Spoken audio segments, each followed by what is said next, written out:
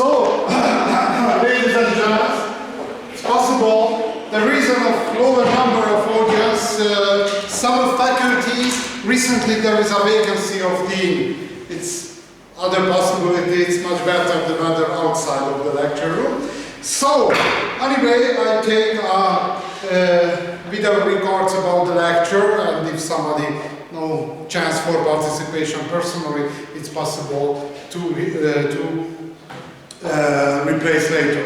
Okay, anyway, if we try to survey the trajectory of our lecture, we started with definition of global economy, definition of euro, definition of economic activities, formation of structure of different economic units in the history, in the time, in the space, and the first great integration, economic integration, was integration of European economy with northern poles, southern poles, and the meeting point between the poles of European economy, Champagne and Brie. This is two regions on the boundary of France. This was the first phase. Second phase, formation of Venice. Venice, northern Italian city, it's a city-state republic, was the first city which was able to direct whole of European economy. A centralized economy. This was the second phase. The third phase, Antwerp.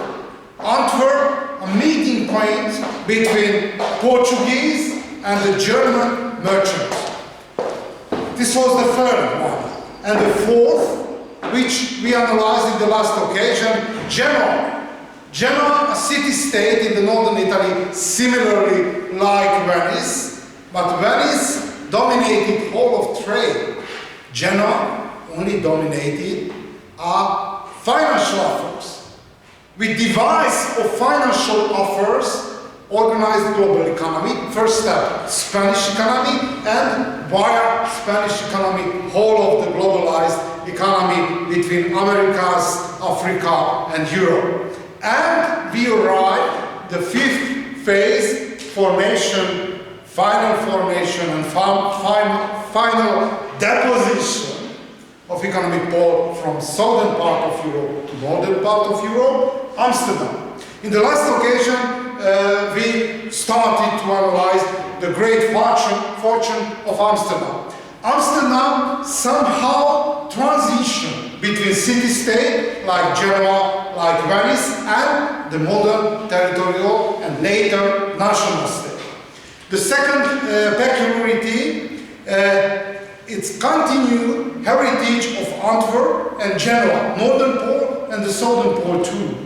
It's a very bad physical environment. Somebody who visited in low countries, Belgium or the Netherlands, who? 2 persons. I suggest to you because unfortunately not a typical Hungarian or Central European target of tourism. Because if somebody try to travel, it's travel to the Mediterranean coastal area, Mediterranean islands, Corfu, Mallorca and others, it's not a typical. Why? Because the weather is not so comfortable, not so hospitable. It's like an English weather. Almost each part of the day it's possible to rain and very windy. Moreover, it's very dangerous physical environment. The most important danger are flood and basically flood storms. Large area, continental area under the sea level, low fertility of soil, a local production of agriculture for state foods, wheat, for example, rye, barley, it's very moderate. Which kind of adaptation, forms of adaptation used by contemporaries? The first one, water regulation. Water regulation in low country started 1,000 years ago. It's unbelievable long tradition. No any problem for Dutch people, the consequence of recent global warming. Why? Because the most important danger which had consequences for Dutch people, rising of water level. It's no problem. Why? Because 1/3 of the country before centuries was and were under the sea level. Therefore, this country a real artificial country. And the most important form of adaptation, alternative economic activities, textile industry. It's possible, former time I spoke about the importance of textile industry. If we are speaking about industry in the traditional age, 80% textile industry.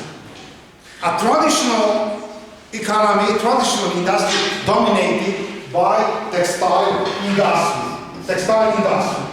15% a different metal industry, from, for example, preparation of plow and a knife. It's 50%, and only 5% any others. Textile industry dominated the traditional industry. Fishery, it's coastal area. It's obvious solution of state food problems, a fishery.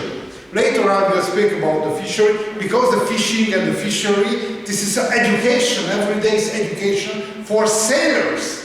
Fishery, sailing on the fish boats, the first elementary school for sailors.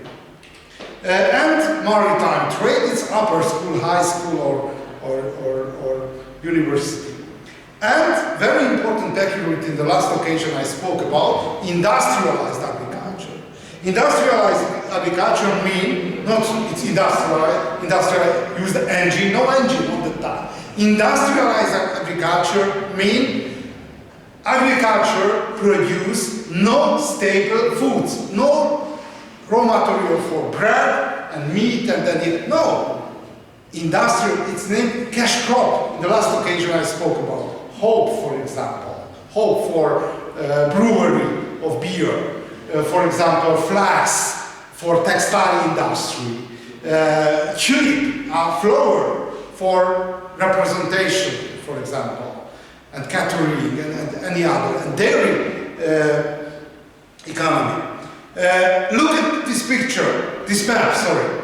Without dikes and without dams, this is the natural picture of Netherlands. Majority of the country, 1 centimeter or 3 meters, but under the sea level.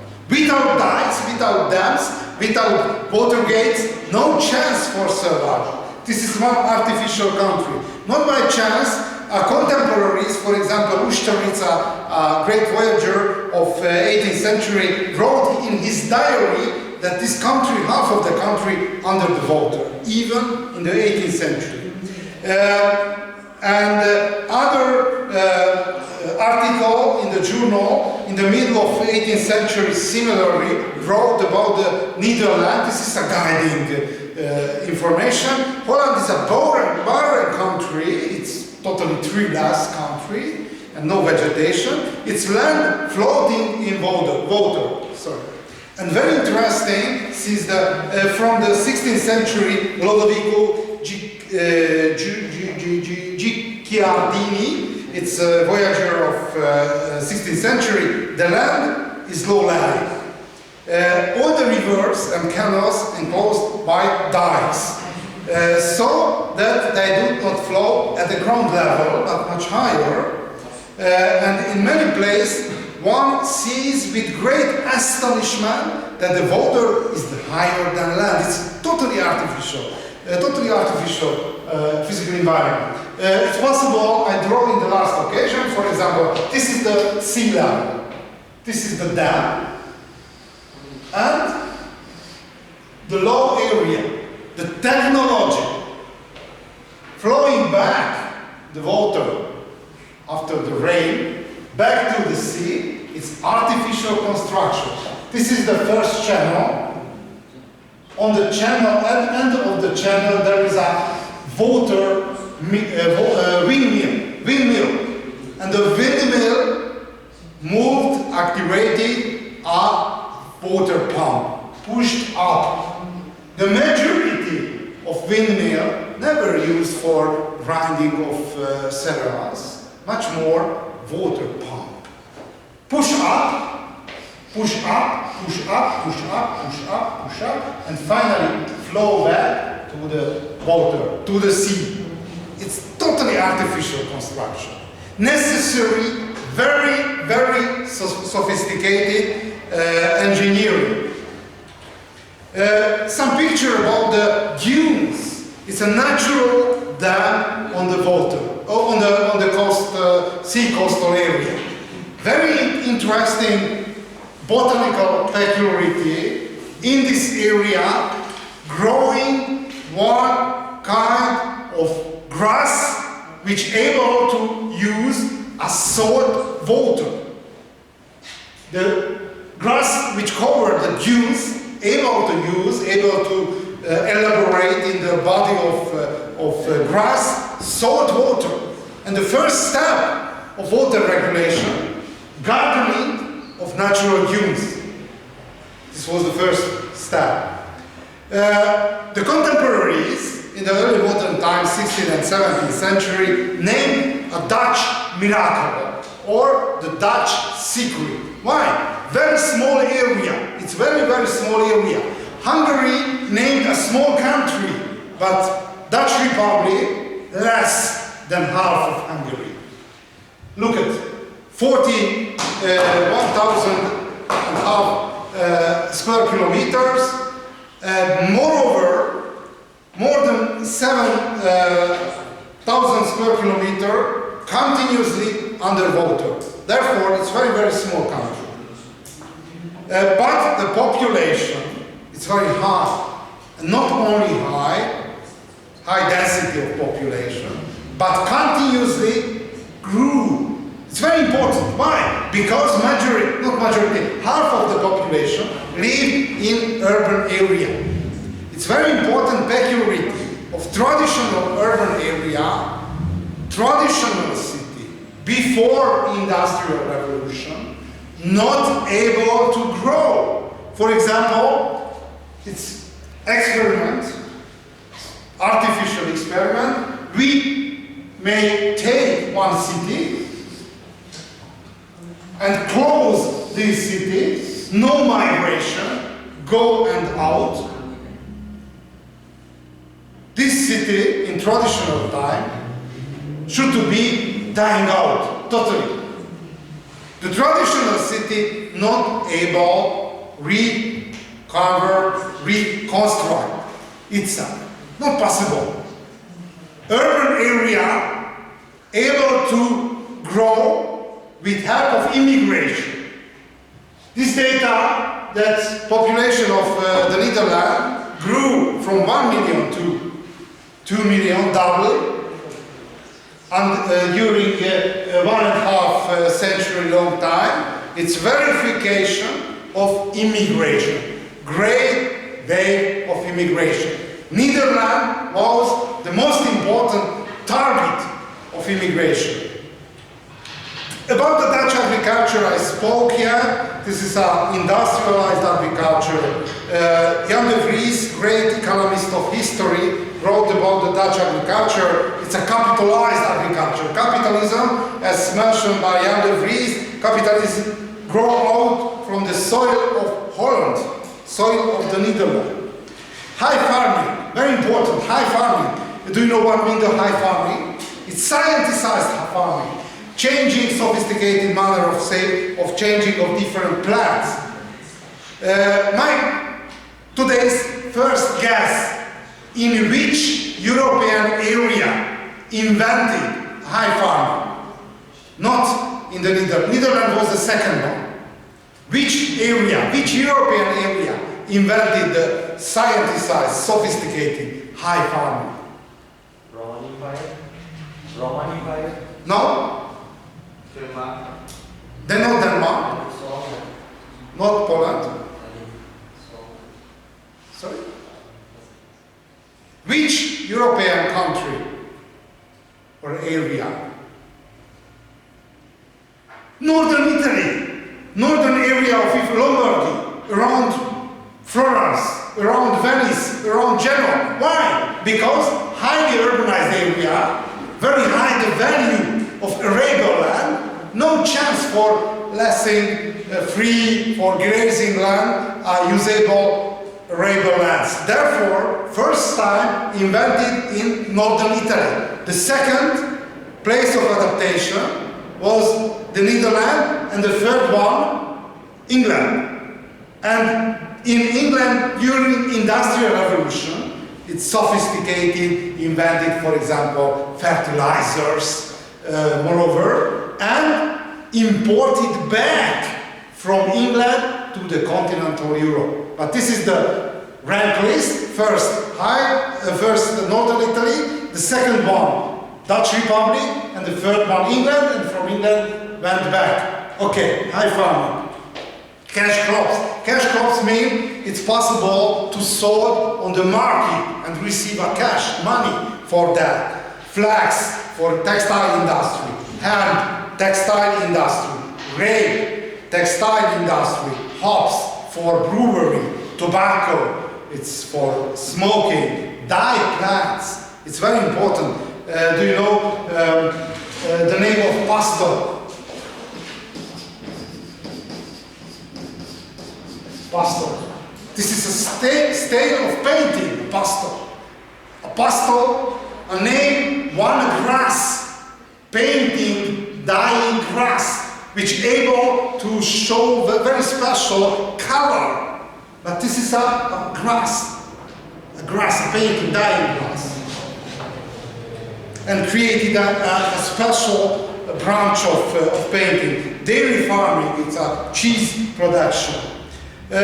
Commercialized countryside and commercialized agriculture mean that salary in rural area was the same that salary in urban area. It's very equal, but in continental Europe, for example, Hungary, Poland, and France, very different. Urban area, high salary, rural area, low salary.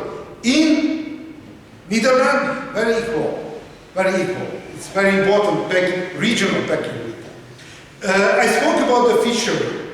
In Europe, it's Dennis Diderot, editor of great encyclopedia of 18th century, named Europe, named the Netherlands United Provinces, Dutch Republic, Egypt of Europe. North Sea, according to English pamphleter, Academy of Mariners and Pilots of Dutch rebels, wrote in the beginning of 17th century. And the elementary school for sailors and mariners are fishery and fishing boats. 4 fishing industry existed in Dutch Republic. The first one, it's a coastal area fishing. It's a smallest and most delicate fishes. This is the inshore fishery. And the most important fishery, herring fishery. Do you know it's a tins, oil tins, you can eat a herring. It's a small fish, quite a relatively small fish. It's named great fishery. Why? Because it was the most important quantity, the highest quantity of fishing industry which produced the herring. Herring named gold of Dutch Republic. Very important the cod fishery, and in the Doggerbank and the central area of Northern Sea and around Iceland. And the last one, the little fishery, whale. Do you know, it's a mammals, sea mammals, a whale fish. Everybody know what means the whale? Okay, whale fishery. I have 2 questions, not one question. In Europe, had 2 nations which specialized for whale hunting. One nation, Dutch. Who is the other? It's 2 rivals. Russians. Dutch and? Russians. No Russians. Norwegian. Russian later. Norwegians, not? Danish. No Danish? Finnish. No Finnish? Finnish, in that time, no independent country, no chance for, because one half of Finland occupied by Russia, other part Sweden. Okay? Swedish. No? English. No? Portuguese. No? Basque. Do you know the Basque? It's a Basque population living in northern part of Spain. If somebody know, for example, a Spanish football league, Athletic Bilbao, it's a football club, and demonstration of national independence. And a lot of peculiarity are a Basque population. For example, no relatives, no language relatives, whole of the world. Whole of the world. It's, for example, in Hungary there is a bad consciousness. We are alone. We are alone on the world because we are a very special language. No, compare with the Basque language. It's a great family. Finnish, Estonian, and a lot of small folks in the Siberian area. No, the Basque unique. No relatives. No information about the evolution of language, no connection.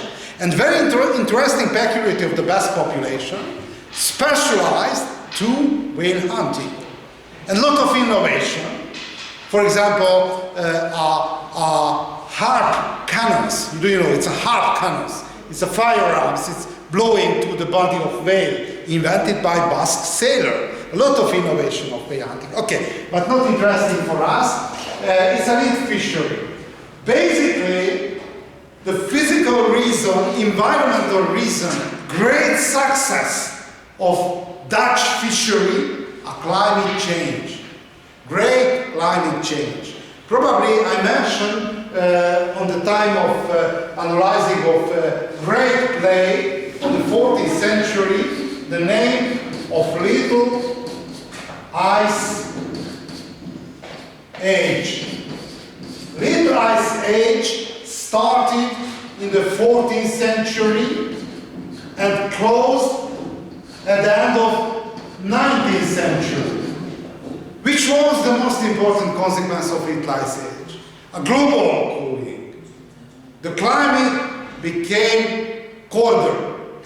In global average, 1 Celsius degree lower.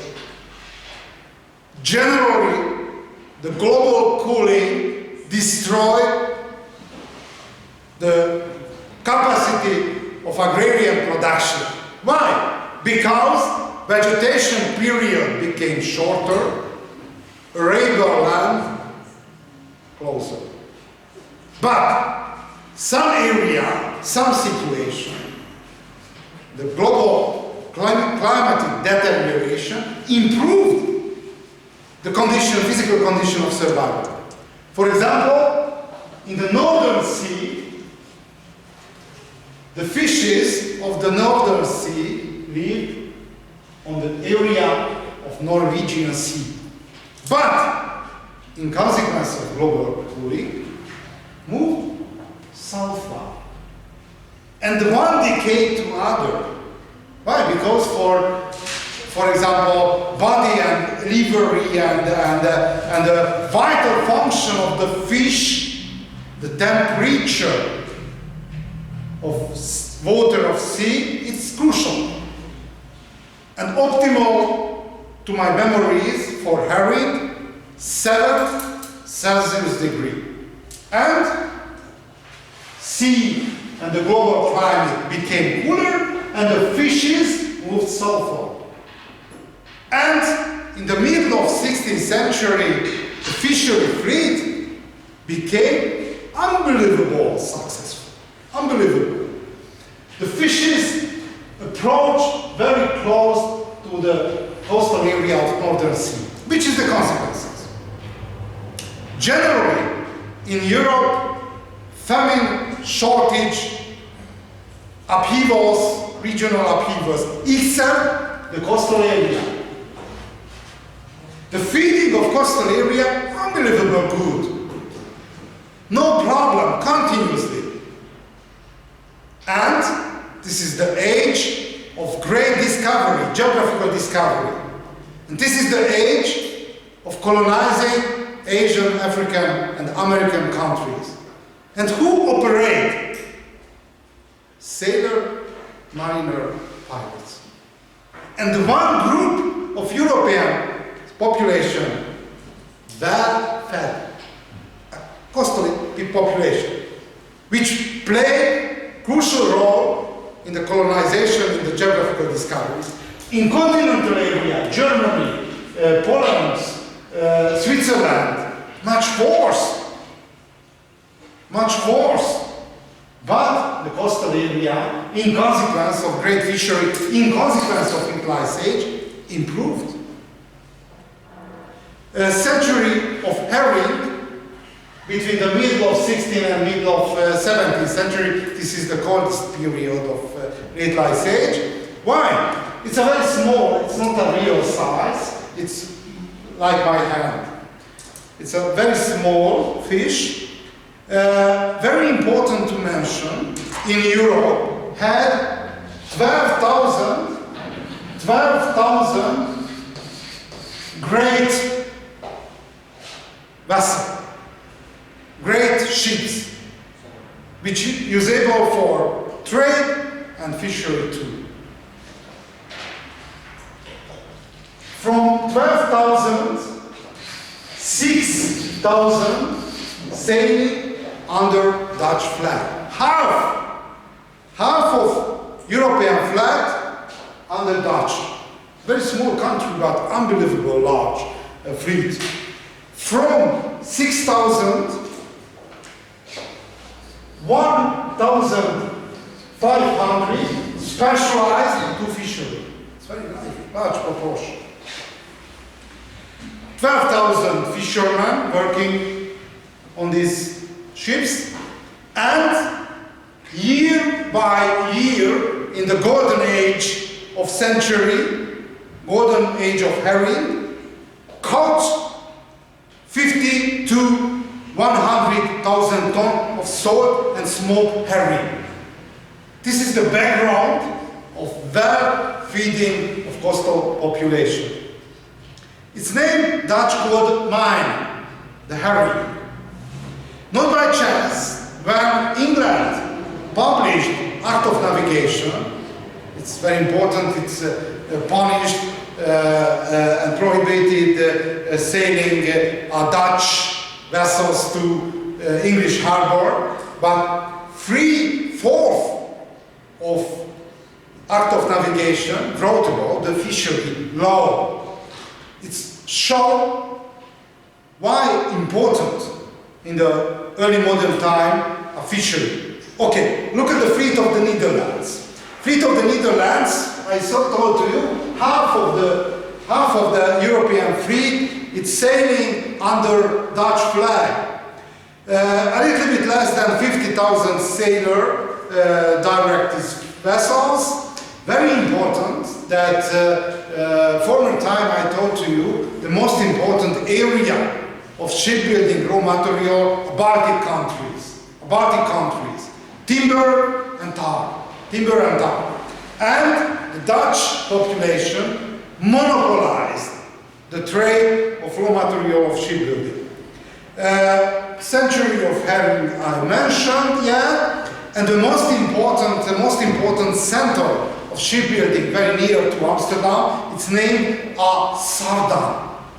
My guess, who was the most famous people who received license of shipbuilding in Amsterdam? The most famous people.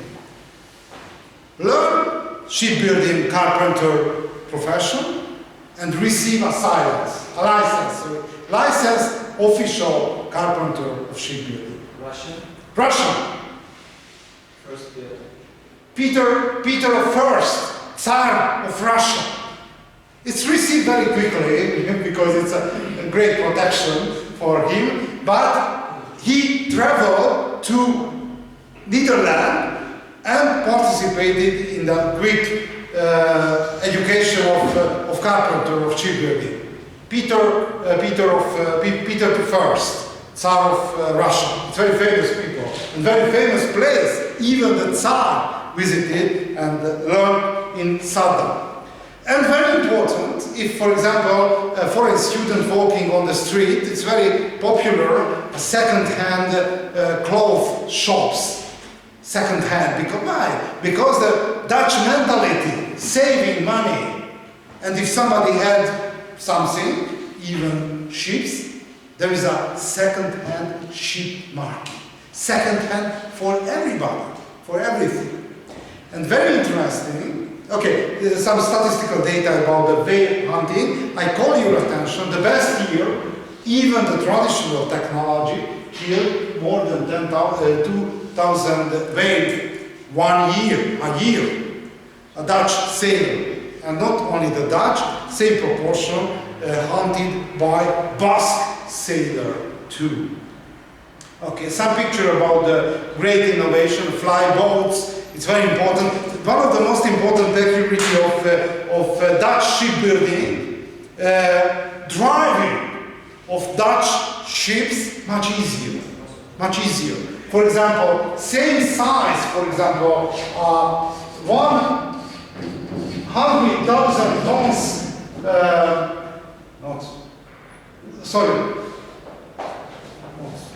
exaggeration. Because the normal size of ships change between 100 and 300 tons. And the middle is 200. It's a typical average. Average size ships which constructed in Sardan, the crew of sailor necessary only 6 to 8. One French ship which constructed in Le Havre or other places, necessary 12 to 16 sailors. Much easier, much sophisticated to drive. And, very important, international trade, much cheaper because each sailor had to pay salary. Advantage of Dutch fleet, partly it's much lower the function cost. If we are looking at urban network of Europe in the 16th century, we can realize that basic structure is the same that in the Middle Ages. Two poles, northern Italy and Low Country. Two urban poles exist even in the early modern time. Moreover, urbanization level of Low Country, even in the 15th century, very high. The most urbanized area, Holland, province Holland, and province Zeeland, more than half of population lived in the city, in the late Middle Ages. Moreover, in early modern time, the population, urban population, grew very quickly. You can follow how Rotterdam, largest five city, Amsterdam, the capital of the country, commercial capital, anyway, highest population density in Europe. Very important to remember that on the 16th century, the density of population, 50 persons per square kilometer. It's in Europe, unbelievable high. But international comparison. At the beginning of this course, I spoke to you in China, 400 persons per square kilometer. In the area of Nanking, the southern capital. In Aztec Empire, 200, 300 persons per square kilometer. International comparison, it's very low, but in European comparison, it's very high, because in Hungary, average density of population, 10 persons per square kilometer.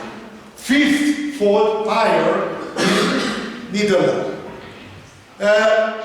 Half of Dutch population lived in the towns, and very important, integration and collaboration between the Dutch cities. It's possible in the last occasion I asked you how many people living recently in Amsterdam. It's asked you? Not? Yeah. Okay, 500,000 recently. But I don't know exactly, but 80 or 90, this is the size, this is the dimension, 80 or 90 city population higher than 100,000. Therefore, very small country and very equally urbanized area.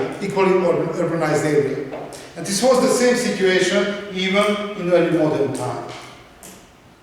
And this integration, this city integration, divided the work, the labor between us. For example, rousing industrial center like Leiden, Halle, Delft, commercial trading center to the direction of Germany, Dordrecht, and fishery and Hausen and Rotterdam. And finally, the political capital was the Hague. Political capital, Hague, the position of the Hague a little bit similar to the place of Washington in the American history, United States history. This is the official, but very small compared with any other great city. How started the independent history of Netherlands? Because Netherlands appeared on the map of Europe only in the second half of the 16th century. Basically, Low Country, we can see here Low Country, red one forming Netherlands and green one Belgium. It's on the time named Spanish Low Country. This area was a part of Habsburg Empire. Very important peculiarity of the traditional Europe, that country didn't exist as a block, a unit. One country, one kingdom, one empire might be existed very separate manner, like Spain. One part of the Spain, Habsburg Spanish Empire, on the Iberian Peninsula, other in Sardinia, other southern part of Italy and Sicily, other in Burgundy between Germany and France, and one part of Habsburg Empire is Low Country. It's very, very scattered structure, political structure, under direction of Philip II. Basically, the number of provinces of Low Country is 17 provinces. 17 provinces. And 7 provinces, only minority of the Low Country provinces, decided step on the way of independence. The date and the period of War of Independence, which named 80 Years War, which other name Independence War, started 1568, started and closed on the closing year of 30 Years War, 1648. Look at the history, short history of Independence War. The people who started the war, who launched the chain of reaction of the war, Don Fernando Alvarez de Toledo y Pimentel. It's a long Spanish name of general. He was a member of aristocracy, Spanish aristocracy. He was a great general, great general. He never lost any battle during his time. It's quite a unique, not mentioned even in Napoleon. It's named 3rd Duke of Alba. And there are a lot of problems and conflict between Philip II, Emperor, and the rural, local nobility of Low Country. Why? Because, which was the most important mission of state, organized military campaign. For military campaign, necessary 3 things: money, money, money. Therefore, Philip II rose the tax. the contemporaries every time very sensible for rising of tax level. Look at, for example, Independence War of United States. Why launched? Rising of taxes. Not for nationalism, rising of taxes. We are not want to pay more taxes, therefore organize a Tea Party in Philadelphia. You know this story. Here rose the tax level. And local people, Dutch nobility and Dutch bourgeoisie, didn't want to pay, and therefore launched a local upheaval. Moreover, appeared the counter-reformers. You know which is the counter-reformers? A new branches in the Christendom. Lutheranians, Calvinists, Anabaptists, lot of direction. And this country, Dutch Republic, named a Calvinist Republic. Do you know the proportion of the Calvinists in Dutch population? How many percent? I asked you? No, not yet. How many percent? It's a Dutch Republic, Calvinist Republic. Max Weber wrote about the capitalism and the spirit of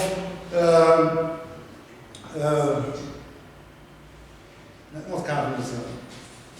Protestant ethic and capitalism. This is the name of study.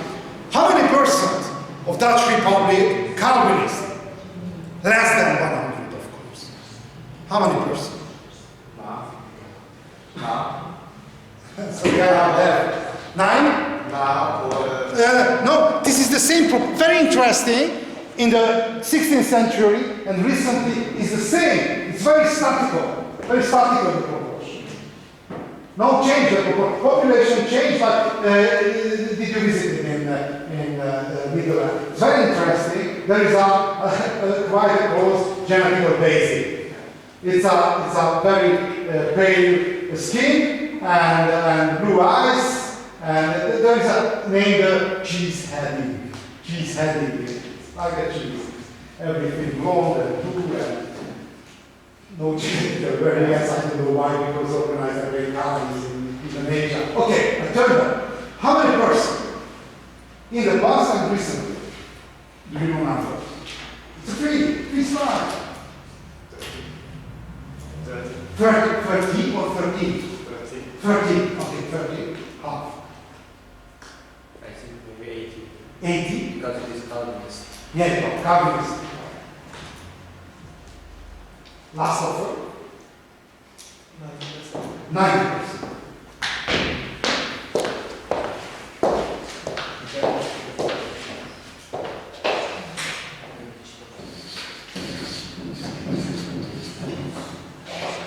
20%. Living in Netherlands, more Catholic. The proportion of the Catholic, 30%. Jews, Anabaptists, Mennonites, lot of different direction of the Counter-Reformation. And 1/5 of population direct the majority. This is very close to the American situation. I repeat it like I mentioned in the case of Hague like a Washington, a presidential center. Do you know from the English American political history name of WASP? What means the WASP? It's a category of American political history. White, Anglo-Saxon, Protestant. This is the aristocracy of American political class. White, Anglo-Saxon, Protestant. Which is the proportion in United States? White, Anglo-Saxon, Protestant.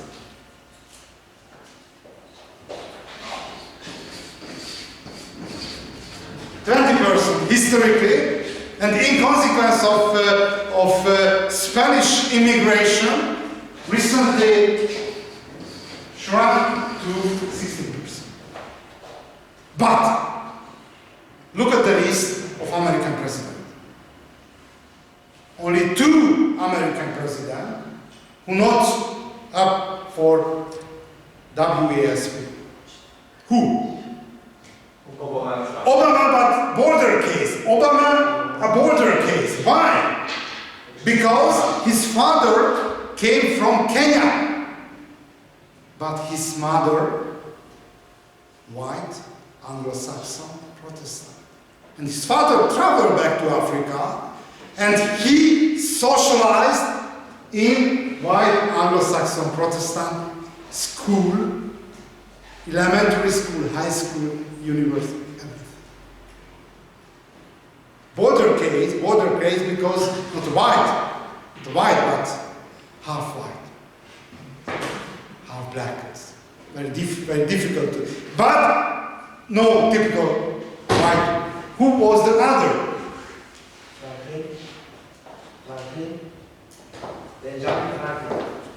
I am deaf. No. Franklin, white, Anglo-Saxon, Protestant.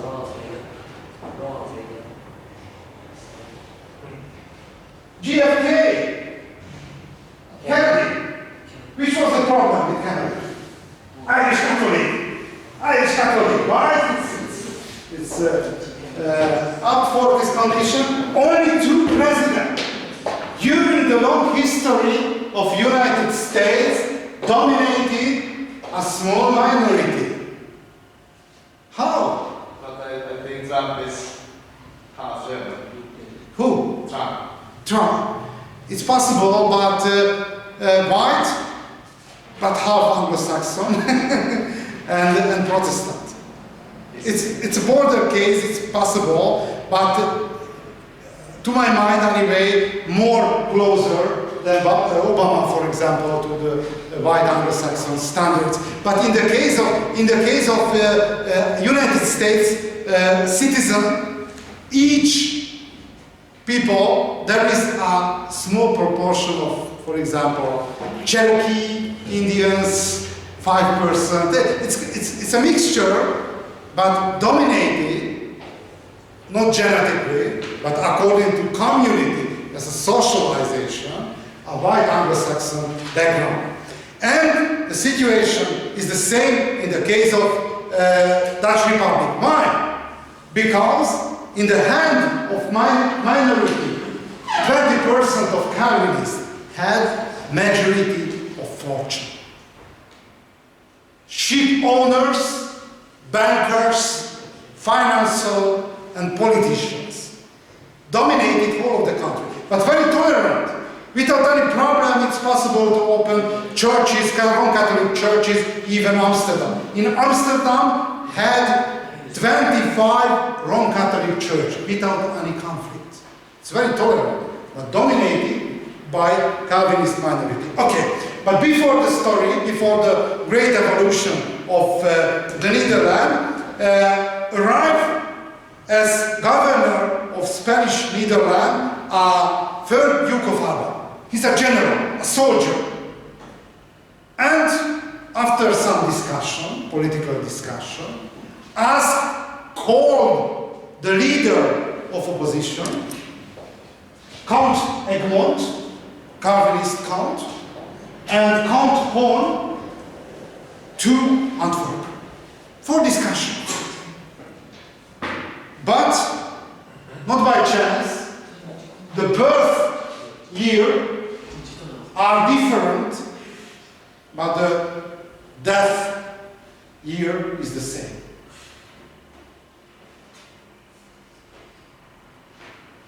And not only the political leader of opposition, noble political leader of opposition executed by Duke of Alba, but more thousand noblemen, Calvinist noblemen, and created a very special situation. A normal society in traditional Europe, it's a pyramid-like society. Pyramid-like society. King, royal family, nobility,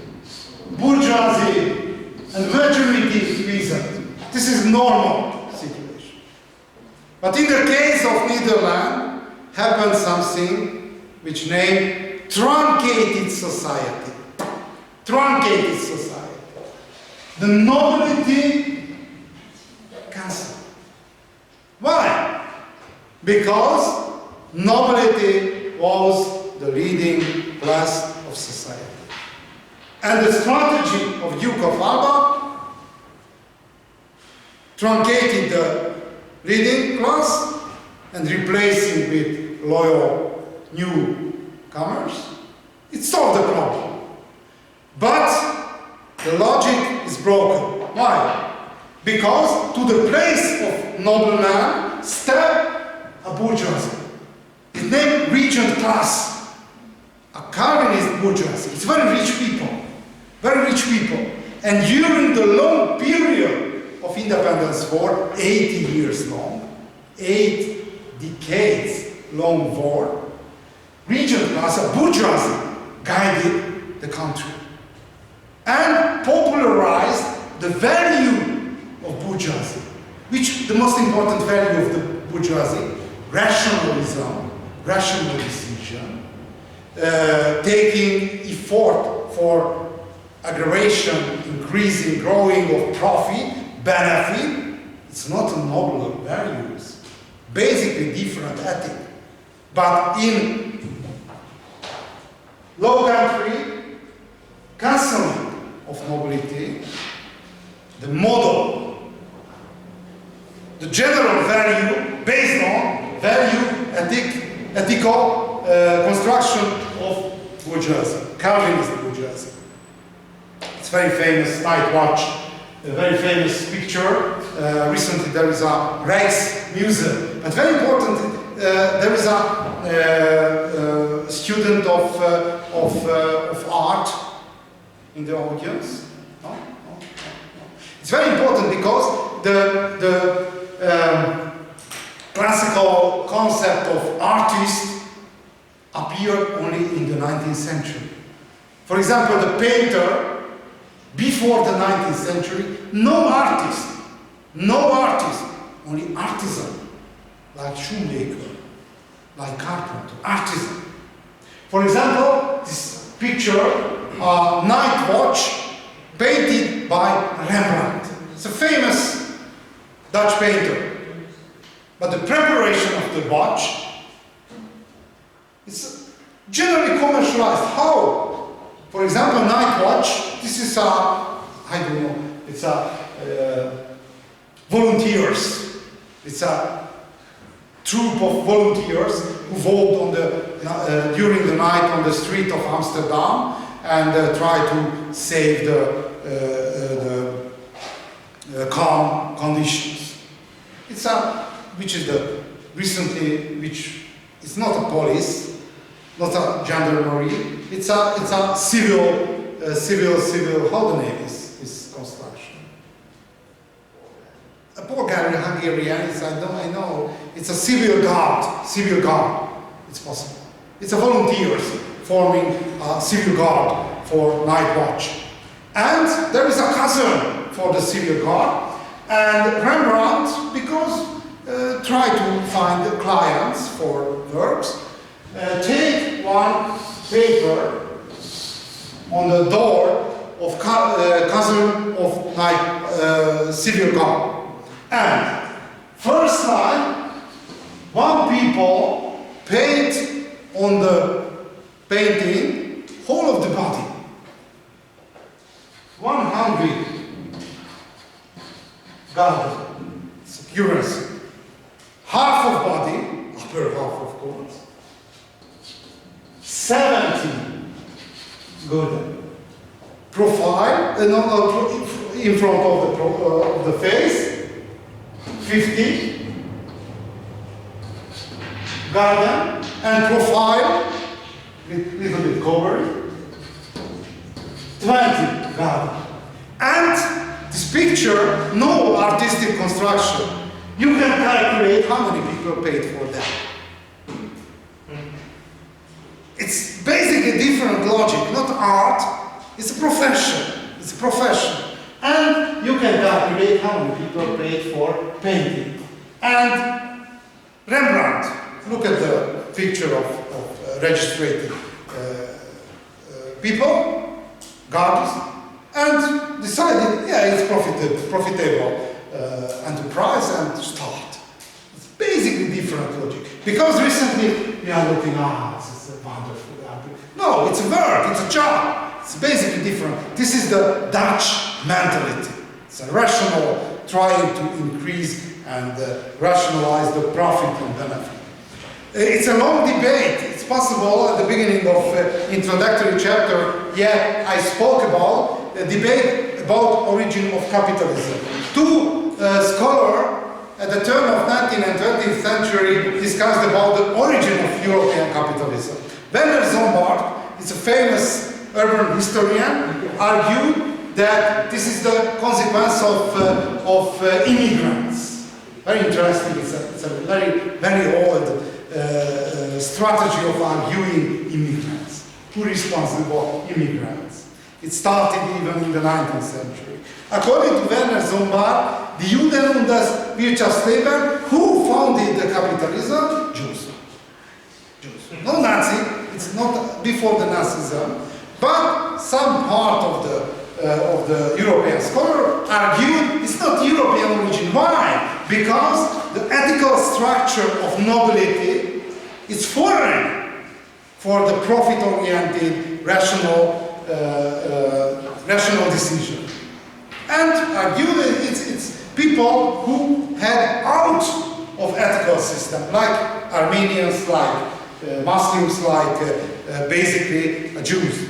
But other participant of discussion, Max Weber, argued that not. The capitalism was born in Europe in consequence of capitalism. Protestant ethic and the spirit of capitalism, a famous study about it. Okay, look at some detail of the Dutch revolt and the Dutch independent war. We can follow how changed the success of revolt. Some period, very small area controlled by Dutch people and the Republic, the Dutch Republic, and century by century arose and stabilized the spatial dimension of independence war. Very important, the fortification. On that time, when disappeared and proliferated the firearms, very difficult to save a fort, a fortified place. For example, who are Hungarian students in the audience? Okay, in the history of Hungary, quite a long war period, a Turkish war. 1,500 years, Turkish war. During the Turkish war, happened 207 siege of fortified fortress. My question,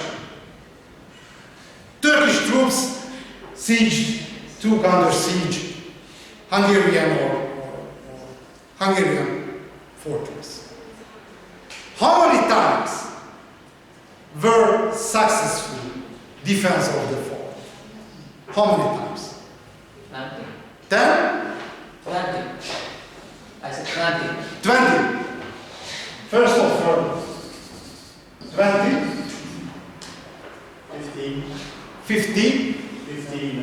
15. Sorry. Last offer? 0. Thanks. Yeah. 5 times. Only 5 times. Not for lack of braveness of Hungarian soldier. No. If organized well, one siege, no chance for siege. No chance. Which is the reason of the construction of the fortress? Increasing expenses of military campaign. Because the siege, this is a money burning. Money burning. In the case of Low Country, constructed lot of fortress. Therefore, military campaign of Spanish army is very, very, very expensive. Burn the money. And finally, stop Spanish invasion, not for fortification, burn the money. And bankruptcy, frozen down the military campaign of Spanish army. The function of the fortress increased the expense of the military campaign. Yeah, low country, this is some picture about the military campaign, but very interesting, on the continental war, Spanish army much stronger than Dutch army, but on the sea, the Dutch fleet no lost any battle. Each of battle won by Dutch people, not by chance. It's a great fleet, great Dutch fleet, no great differences between commercial fleet and military portion. Okay. Some picture about the siege of Rácz. You can see great cannons after some weeks destroyed to the ground whole of the walls, but increased the expense of the military campaign. Basically, the first step for global commercial position of the Dutch Republic, occupation of Baltic trade. Why? Baltic trade, the most important source of raw material for shipbuilding, timber and tar, and the grain, the cereal. First step, Dutch ships appeared in the 15th century and participated in the fishery and the salt trade of Baltic Sea. Next milestone, Charles V, Emperor of Holy Roman Empire, obtained a free passage for Flemish vessels through the Sound. Somebody visited in Copenhagen, capital of Denmark? No? Between Copenhagen and Malmö, Malmö is a city in Sweden. And between Copenhagen and Malmö, there is a bridge. 5 kilometers long bridge. This is the Öresund throat. Öresund, this is Öresund, this is how the name is. It's a close part between two continental areas, Scandinavia and Denmark, and for the passage on the Sound Strait. This is a strait necessary to pay fees, except Dutch people, for protection of Charles V. Charles V organized the protection, the free passage for a Flemish vessel because he was born in Low Country and personal connection. Next milestone, Dutch monopolized the Baltic trade, grain and naval store, and 800 ships specialized only for Baltic trade. And the last step, Flemish trader monopolized international traffic between Baltic area, Iberian Peninsula and the North Atlantic. Very important peculiarity, Spain and the Dutch Republic had a war, but the success and the fortune of Dutch Republic connected to Spain too. I will show how. This is the structure of the trade from the Baltic area: grain, naval store, timber and tar, and industrial products, backward salt, oil, wool, wine, and silver. A very interesting interaction between Dutch and the Spanish kingdom, Dutch Republic. Look at it. Netherlands, during the Independence War, had a war between Spanish Empire. It's a conflict. Basically, this is one of the most important conflicts of the 16th century. But this is the same period Great geographical discovery. Which is the consequence of great geographical discovery? A lot of Spaniards moved to America. 4 great colonies founded in America. New Spain, recently Mexico. Peru, recently Peru. La Plata, recently Argentina. And Bolivia, I don't know which was the name. Four, Bolivia and Colombia, I don't know which was the name on that time, not interesting. 4 colonies. And Spain exported a lot of peasants, first. Secondly, persecuted 2 great minorities from Spain, Muslim and Jews. My question, why persecuted time by time minorities from Spain? Which was the reason of returning waves of persecution? Everybody know what means the persecution? No? Persecution. For Hungarian, üldöztetés. Persecution, for example, somebody pushing out from the country. Which was the reason? Persecuted, time by time, every 20 years. If there is a problem in a country, they always blame the refugees. For? If there is a problem in the country, they always blame Yeah, it's a scapegoating mechanism. One reason. Scapegoat, no, function, economy, political problem. Scapegoats, expert. Okay, one reason, but not, this was the crucial. Which nation existed in Spain? Catalonians, Basque, Andalusians, Castilians. Look at, for example, recent championship in Spain. Did you visit it in Spain? Who visited in Spain? Which part of the Spain? Catalonia, in Barcelona? Yeah, I had a lot of colleagues from Barcelona and Vans, only Vans, I call them Spanish. Claim they are Catalonians, basically different. This is the same situation in the case of Basque land. Until the last decade, in the Basque land had an independent terrorist organization. Andalusia, that is a local entity, which was the common element, Catalonians, a Basque, a Castilian, Catholicism. It's not a national country, not a common nation, but the common element, the Catholicism. And time by time should be redefine the Catholicism. How possible define one unit compared with the opposite? I am a Catholic, yeah, but who are not Catholic? Jews, Muslims. And generally, a lot of Jews and a lot of Muslims converted to Christian. Revised. And persecuted. Time by time.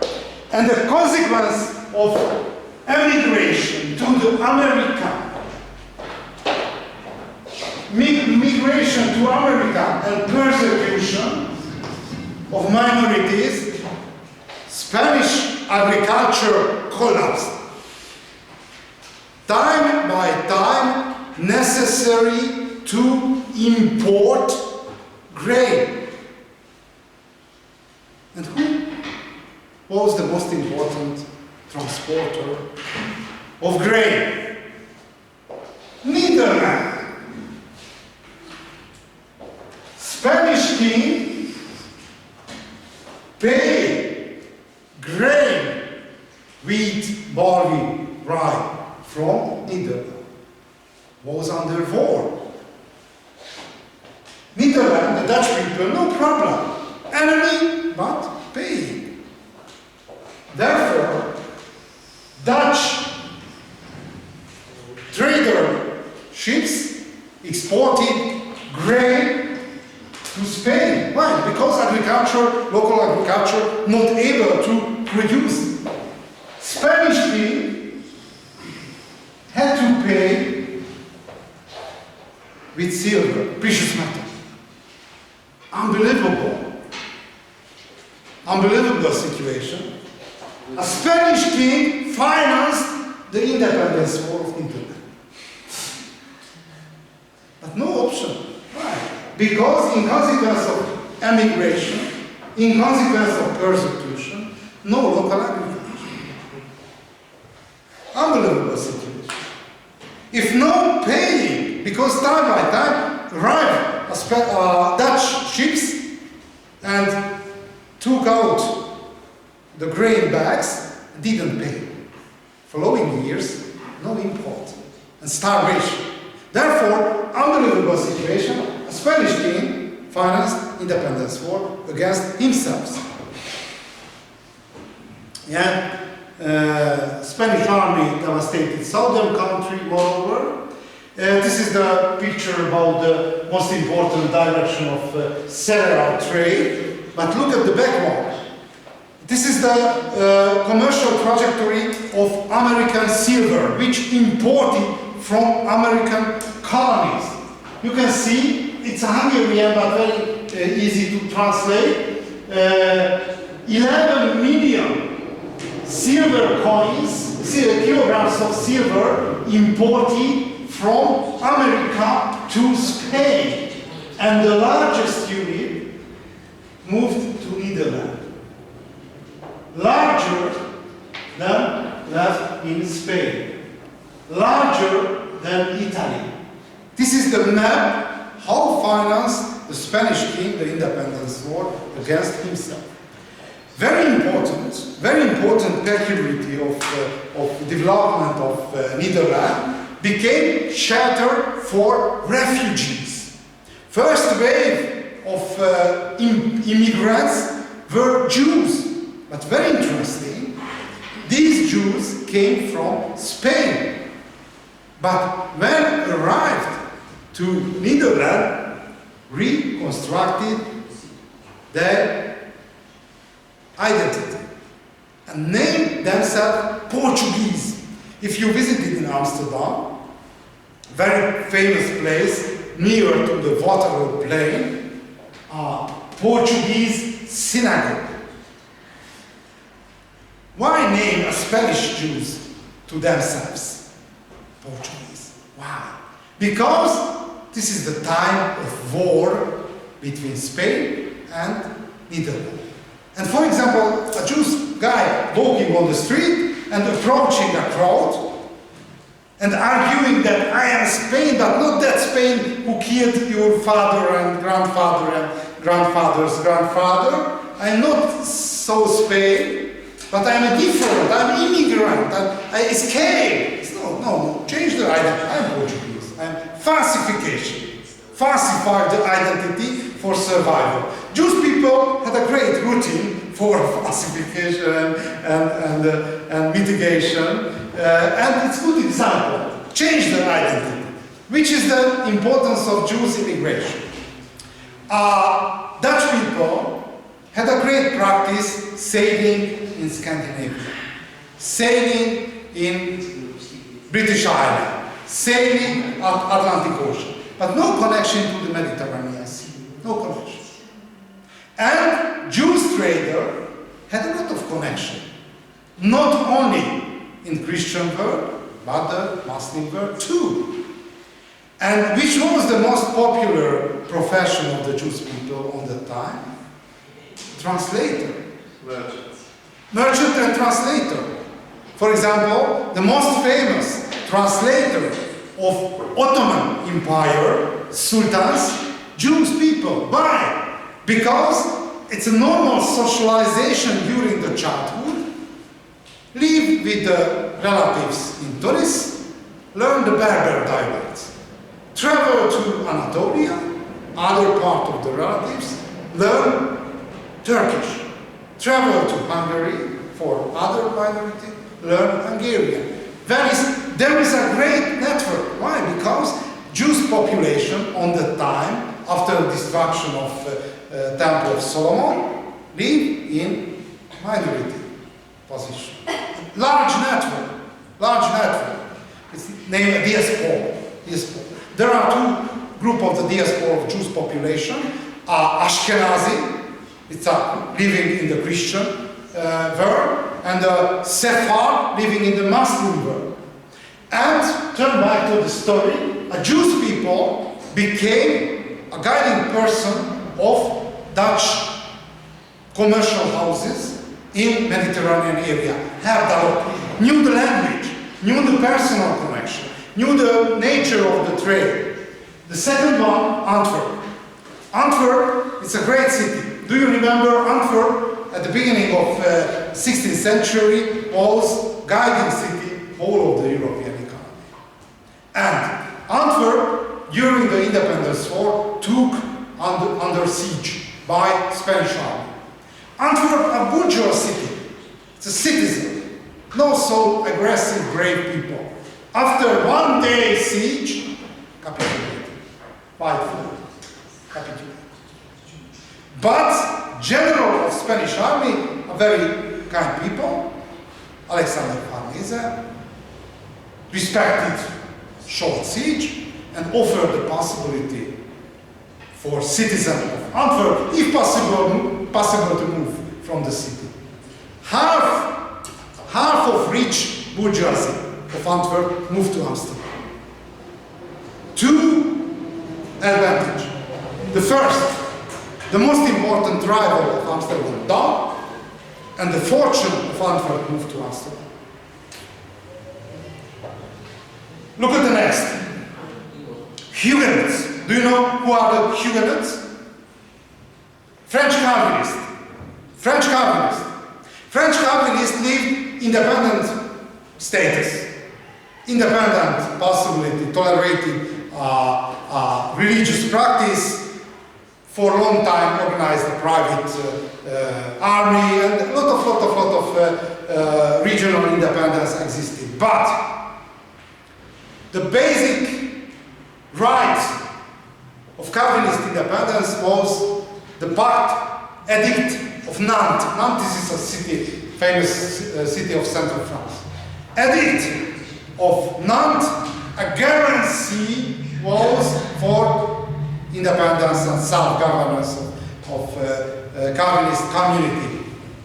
Cancelled by Louis XIV. And 200,000 French Calvinists, 1 week to other, moved out of the country. Free direction. 1/3 Protestant country moved, of course. 1/3 to England, 1/3 to Netherlands, and 1/3 to German countries.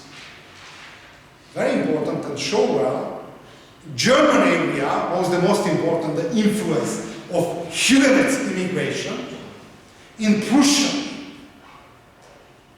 Prussia, you know, this one country, beside Bavaria, Saxony and other, it's a Prussia. On that time existed one small market city.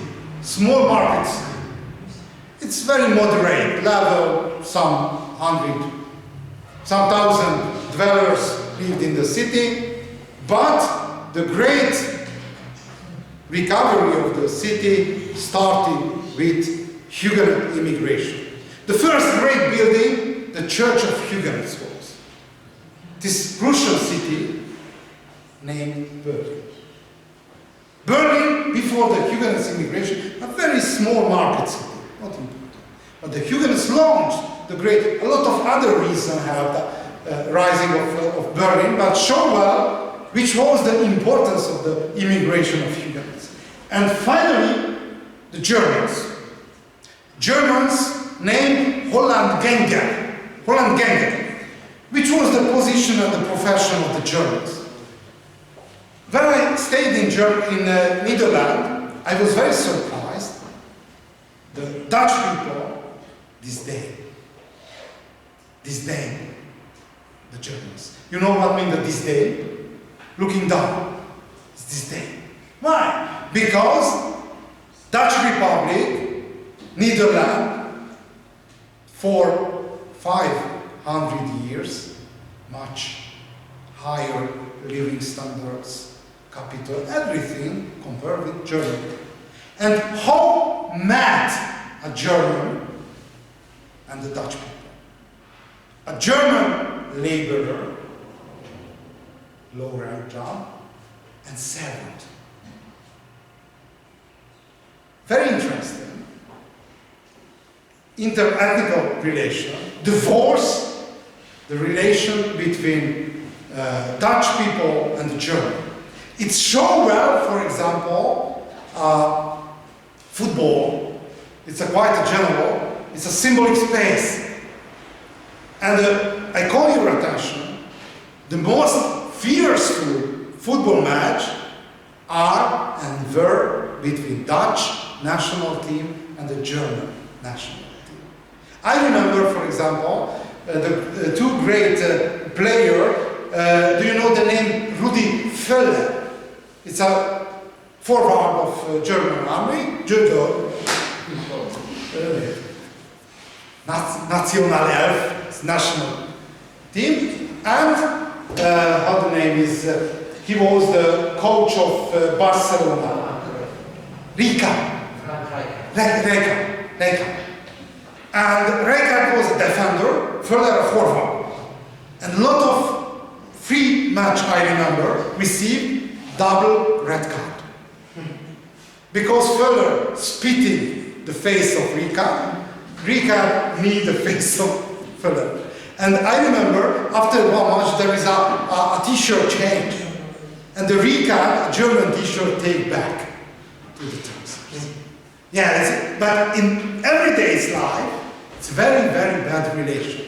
And the background, partly, Dutch people disdain the German, and the behavior of the Germans during the Second World War, not the best. Do you remember the diary of Anna Frank? It's not only against the Jews, but against the Dutch people too. Okay.